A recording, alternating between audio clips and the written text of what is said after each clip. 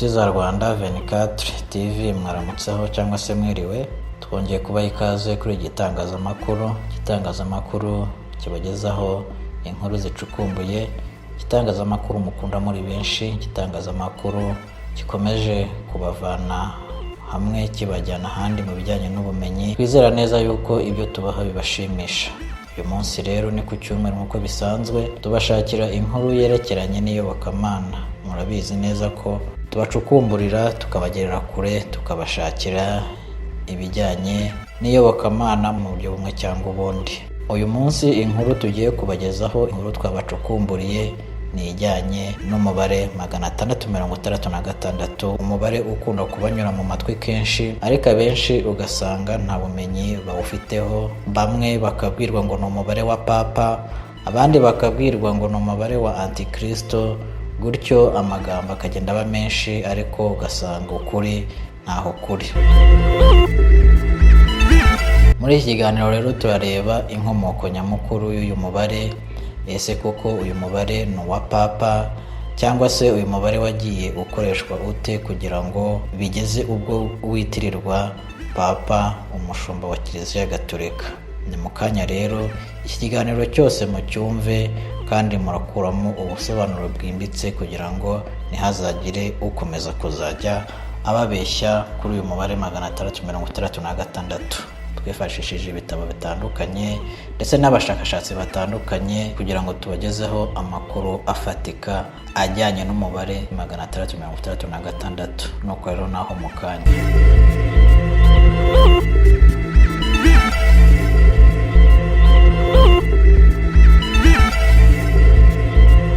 Twongeye kubasuhuza inshuti zacu, tubaha ikaze muri iki kiganiro. Mbere y'uko dutangira, ndagira ngo nsabe buri muntu wese ufunguye iyi video utarakora subscribe akore subscribe, kandi iki kiganiro agisangize n'abagenzi be ndetse n'inshuti ze kugira ngo amenye ukuri kw'ibi bintu byirwa bivuga bicaracara mu madini. Ugasanga akenshi barimo kwikoma amadini, kandi mu by'ukuri ugasanga ababikora bafitemo inyungu bwite, ari ugusebya amadini runaka. Inkomoko y'umubare 666 ukunzwe kwitirirwa shitani cyangwa se papa. Mu byahishuwe ibice 13 umurongo wa 16 kugeza ku wa 18 hagira hati: itera bose aboroheje n'abakomeye, n'abatunzi n'abakene, n'ab'umudendezo n'ab'imbata, gushyirwaho ikimenyetso mu kiganza cy'iburyo cyangwa mu ruhanga, kugira ngo hatagira umuntu wemererwa kugura cyangwa gutunda keretse afite icyo kimenyetso cyangwa izina rya ya nyamaswa cyangwa umubare w'izina ryayo. Aha niho ubwenge buri. Ufite ubwenge abare umubare w'iyo nyamaswa, kuko ari umubare w'umuntu, kandi umubare we ni 666. Bamwe bavuga ko 666 ari ikimenyetso kiranga antikristo, urwanya Kristo uvugwa muri Bibiliya. Abandi bavuga ko ari nk'ikimenyetso bashyira ku muntu ku ngufu, gishobora kuba ari nk'icyo bamushushanyijeho, cyangwa ari nk'akuma bashyira mu mubiri karimo imibare ishobora gutuma batahura ko uwo muntu ari umugaragu w'iyo nyamaswa. Inkomoko y'uyu mubare ihera ku mwaka wa 64, ubwo abakristo ba mbere bari batangiye gukorerwa itotezwa n'umwami w'abami Cesar Neron, utaremeraga iby'inyigisho za Yesu Kristo zari zitangiye gutangwa n'abamuyobotse. Uku kuyoboka Yesu Kristo ntabwo byanejeje umwami w'abami Cesar Neron, maze atangira kubatoteza no kubahiga kubera ko bari badukanye inyigisho nshya zitamenyerewe. Ikindi cyatumye Neron atangira guhiga abakristo ni amakuru yumvaga ko aba bantu basenga mu buryo budasanzwe, banarya abantu bakanywa n'amaraso yabo. Ababwiraga rero aya makuru y'uko aba bakristo barya abantu bakanywa n'amaraso yabo babaga bashingiye kuri ya nyigisho ya Yesu yavugaga ati: nimwakire murye, uyu ni umubiri wanjye, nimwakire munywe, aya ni amaraso yanjye, ibi mujye mubikora munyibuka. Nyuma yo kubona ko abenshi mu bakristo bagendaga bicwa ndetse n'itotezwa bakorerwa rigarushaho kwiyongera, abarokotse bahisemo izina ry'ibanga bajya bakoresha igihe bashaka kuvuga umwami w'abami Cesar Neron. ba bandi barokotse rero ntibatinyukaga kuvuga izina ry'umwami ngo bavuge izina Cesar Nerone mu magambo yabo, ahubwo bakoreshaga isiri bakavuga bati 666 tumereye nabi. Umubare 666 waturutse mbere na mbere ku mubare 7 usanzwe uvuga ibintu byuzuye cyangwa se ibintu bitunganye, ari nawo werekana ko Imana yuzuye. Abakristo bo bakoreshaga 6 nk'ikintu cyo kwerekana ko ari 7 gukuramo rimwe, bakavuga ngo ni ikintu gifite imbaraga gikomeye ariko kitagera ku Mana. Umubare 6 kandi washoboraga kwifashishwa mu kugaragaza ibidatunganye, ububabare n'ibindi bitari byiza. Uwo mubare ufite ibisobanuro dukurikije itondeke ry'inyuguti z'Igiheburayo. Twibukiranye ko mu Giheburayo nta nyajwi zibamo. Kwandika Cesar bandikaga K, bakandika n'inyuguti ya S, hagahita hajyaho inyuguti ya R. Ibyo bijyana n'uko mu Giheburayo buri nyuguti ifite umubare ihagarariye, nk'uko mu Kiromani bimeze, nubwo bitandukanye mu busobanuro. Mu kwandika izina Cesar bandikaga KSR, K ikaba ifite agaciro kangana n'ijana, S ikangana na 60, naho R ikangana na 200. Igiteranyo cy'izina ryose rya Cesar ikangana na 360. Ku izina rindi rya Cesar ari ryo Nero, mu Giheburayo bandikaga NR, W na N, kuko W ivuga omega mu Giheburayo. Ubwo rero bakabara ko N ifite agaciro ka 50, R ngufi ikagira agaciro ka 200, naho W ikangana na 6, N iheruka ikagira agaciro ka 50. Byatumaga iri zina ryose ringana na 360. Bafataga 360 bingana n'izina rya Cesar, ukongeraho 306 by'izina rya kabiri Nero, bikangana na 666. Ibyo nibyo byifashishijwe nk'isiri ku bakristo ba mbere bavuye mu idini rya Kiyahudi bashaka kuvuga Cesar wabatotezaga. Uyu mubare Bibiliya yita umubare w'umuntu bashaka kuvuga Antikristo ntabwo wagiye uhurizwaho kuri uwo Antikristo koko. Ubundi Antikristo bisobanura urwanya Kristo, contre Christ cyangwa se against Christ. Mu bihe bitandukanye by'itorero abantu bagiye bawitirira amazina y'abantu b'ibihangange batandukanye cyangwa ahantu. Dore uko bagiye bawusobanura. Nk'uko twabivuze haruguru, mu kinyejana cya mbere mu itorero rya mbere babonagamo umwami w'abami Neron. Iyo bafataga Cesar bagateranyaho Neron, bahitaga babona umubare 666. Bibuke ko Neron yatwitse umujyi wa Roma, arangije abeshyera abakristo hicwa benshi, ndetse uwitwa Domitian wo mu gihe Yohana yandikaga igitabo cy'ibyahishuwe. Uyu mwami w'abami yishe abakristo benshi kurusha abo Neron yishe. Ibi byatumaga b'icyo gihe bamubonamo Antikristo. Muri icyo gihe nabwo bifashishije imibare y'iri zina Domitian n'uko yitwaga icyo gihe y'Ikilatini, hanyuma babonamo 666. Mu gihe cya medieval Moyen Age, abakristo bavugaga ko Muhammad ari we Antikristo. Icyo gihe nabwo bafataga izina bakarihindura mu Giheburayo, hanyuma nawe bakamukorera imibare bagateranya bakabona 666. Mu bihe bya Reform, abagatulika babonaga muri Luther na bagenzi bemo Antikristo. Abaporoso nabo bakemeza ko Papa na Kiliziya Gatolika ari bo Antikristo. Nyuma baje kuvuga ko Napoleon wa gatatu ari we Antikristo, bikomeza kuri Hitler, dore uko izina Hitler naryo barikuragamo 666. Tubibutse yuko abo bose twavuze haruguru ari Luther, ari Napoleon, bose amazina yabo bayafataga bakayihinduramo 666. Ni ukuvuga ngo uwari ugezweho muri icyo gihe niwe bakoreraga imibare bagasanga ahwanye na 666. Reka turebe rero uyu Hitler uburyo bamubariraga imibare bagendeye ku nyuguti zigize izina rye.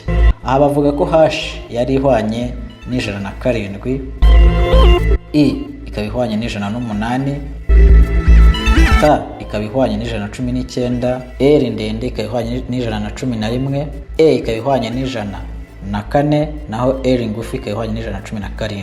Wabiteranya byose bikaba 666.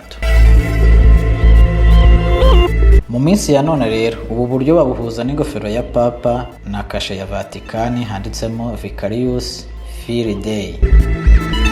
Abagendera kuri ibi bisobanuro bemeza ko ari Papa, ndetse bagiye batanga n'amazina y'abapapa bazaba Antikristo ntibihure.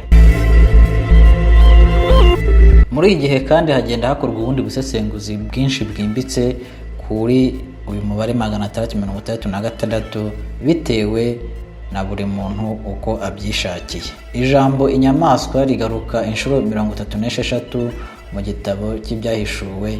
Iyo uteranije uhereye kuri 1 kugeza kuri 36 nabyo bibyara 666. Dore uko babibara: 1 guteranyaho 2, guteranyaho 3, guteranyaho 4, guteranyaho 5, guteranyaho 6, guteranyaho 7, guteranyaho 8, guteranyaho 9, guteranyaho 10, guteranyaho 11, guteranyaho 12, guteranyaho 13, ukagenda uteranya gutyo ukageza kuri 36, bihura na 666.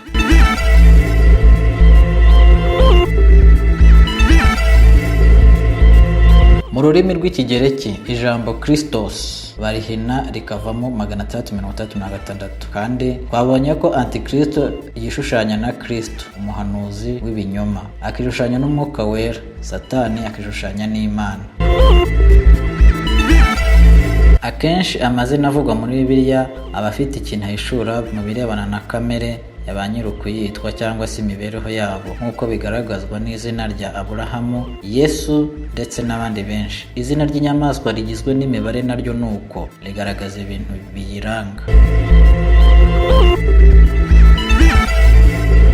Mu gitabo cyo muri Bibiliya cya Daniel, inyamaswa zitandukanye zihavugwa zishushanya ubwami bw'abantu cyangwa ubutegetsi uko bwagiye bukurikirana. Inyamaswa ivugwa mu byahishuwe 13 ikomatanyije hamwe ibintu byose biranga za nyamaswa enye zivugwa muri Daniel.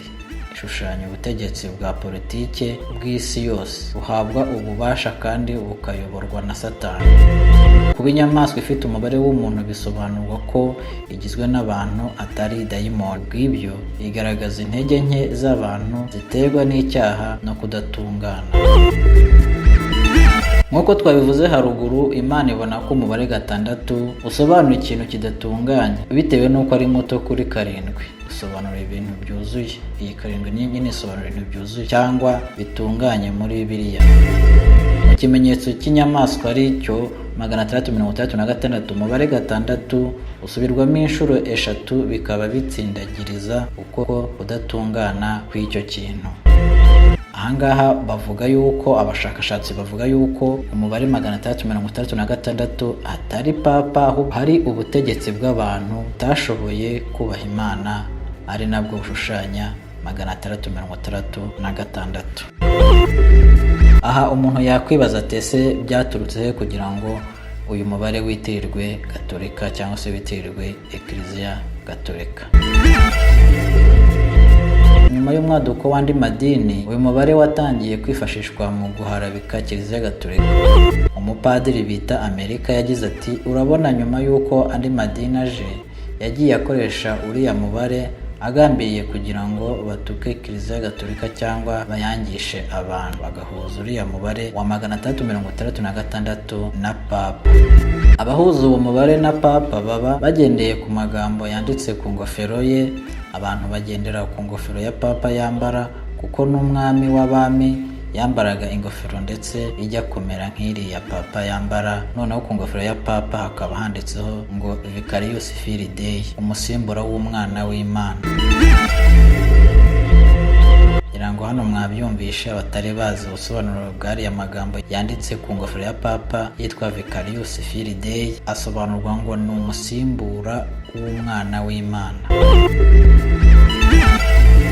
Uyu mupadiri akomeza avuga ko abantu bakoze ku buryo babihuza ariko bagashyiramo inyuguti zitarimo kugira ngo bihure na 666.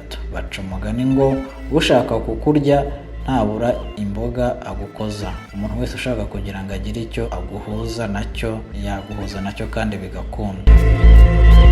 Umwanzuro natanga nkurikije ibingibi tumaze kuvuga, urabona yuko mu bihe bitandukanye uyu mubare bagiye bawitirira ibihe bitandukanye bitewe n'ibihe bari bagezemo. Twabonye urugero nko mu gihe cya Hitler ko nawe bamwitaga Antikristo bakamuha uriya mubare 666.